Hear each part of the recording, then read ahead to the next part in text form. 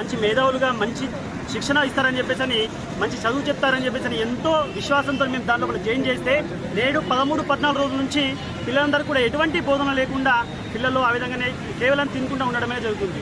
నిజంగా ప్రభుత్వం ఒకసారి ఆలోచించాలి. 10th క్లాస్ పిల్లలు ముఖ్యంగా గమనించాల్సిన వారు బోర్డు ఎగ్జామ్ రాస్తారు. ప్రభుత్వం చిత్తశుద్ధితో ఆలోచించే కనుక ఆలోచించాల్సిన అవసరం ఏర్పడింది.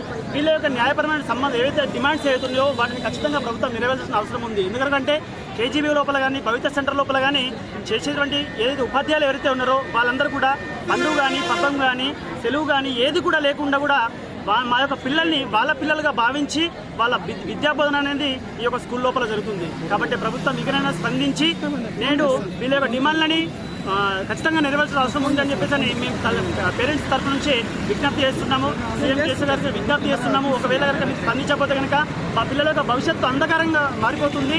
మీకు ఖచ్చితంగా మీరు స్పందించాల్సిన అవసరం ఉంది. ఎందుకంటే మీ పిల్లలు ఈ స్కూల్ లోపల చదివితే కనుక ఈ పిల్లలు ఈ విధంగా 15 రోజుల నుంచి ఎటువంటి విద్యాబోధన లేకపోతే కనుక ఏ విధంగా వాళ్ళ పిల్లలు ఉత్తీర్ణులు అవుతారు, ఏ విధంగా మార్కులు సాధించగలుగుతారు?